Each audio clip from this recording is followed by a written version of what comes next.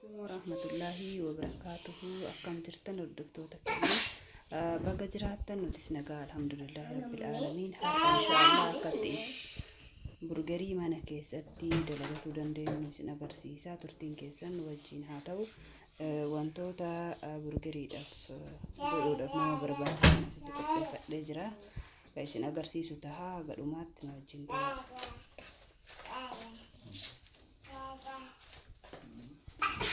Amma asitti foon burgerii keessatti kaayamu hojjechuudha fi isa hojjechuuf immoo kun wantoonni nu barbaachisan itti argaa jirtan kun foon daakamaadha. Illee takkatu itti qabe shunkurtii fi akkasumas kun kanatu keessa jira. Asitti amma killee 3 qaba. Walitti killee 4 jechuudha. Kun asitti mi'eessituu garaa garaati. Barbaree yookaan barbaree nama gubne jechuudha. Paprika powderii soogidda akkasumas absuuda gurraacha qaba. Mi'eessituu biraallee as keessaa qaba jechuudha. Asitti argaa jirtan kun immoo harceedha. Walitti dabaluun inshaallah foon qixxaa keessa burgerii keessa kennu qopheessu tahaa jechuudha. Maqaa asitti argitan immoo zayitiidha. Turtiin keessa na wajjin haa ta'u inshaallah. Zayitii itti godhama. Wantoota kanas itti naqna. Booda killee itti cabsine booda waliin dhoofna jechuudha. Hordoftoota keenya kunoo killeen afran as keessatti cabxeetiniin jirti. Xiqqoo waliin dhahame. Akka asitti argitan kun immoo aananii jechuudha. Aanan waa xiqqoodha. Inshaallah aanan kanatti naqeeti waliin dhaha. Isin keessa na wajjin haa ta'u.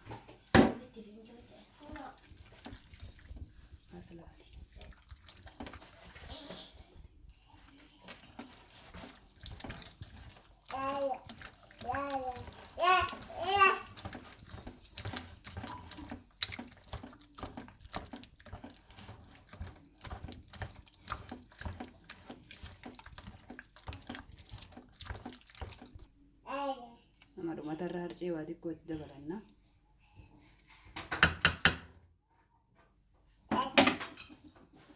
Sirriitti waliin dhoofna jechuudha. Harcee itti daballe booda. Immoo kana fakkaata. Distiin teenya si oodhaa jirti. Jaalala wajjin itti fufnu tahaa faana tura.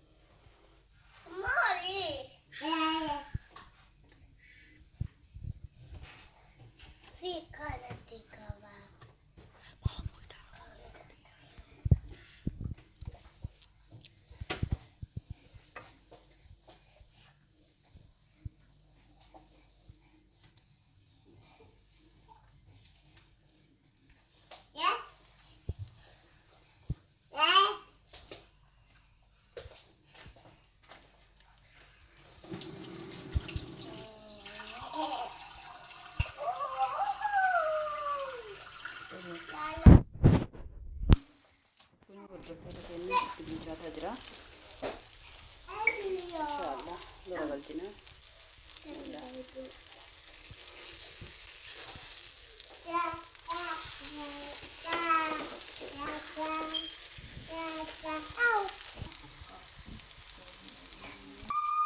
Kun sadiin awwala bilchaatee irra bahee jira.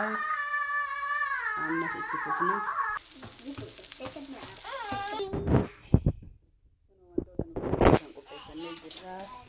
Foon keenya akkanatti bilchaatee maashaa Allahi burgeriin hojjetamee jira.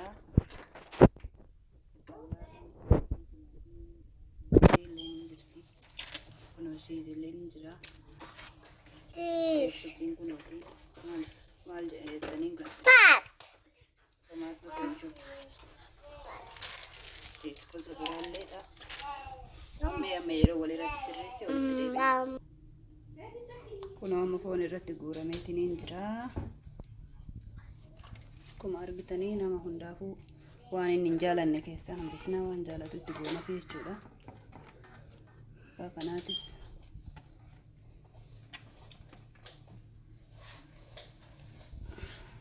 kunoo amma waan hafe irratti daballa.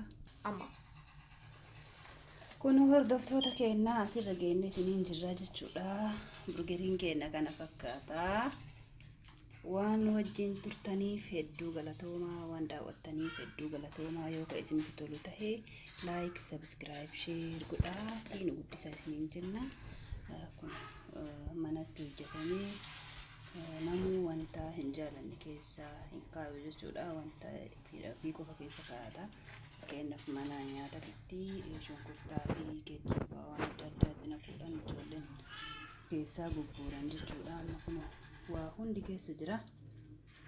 Kana fakkaata jira. Akkasii. Assalaamu alaykum warahmatullaahi wabarakaatuh.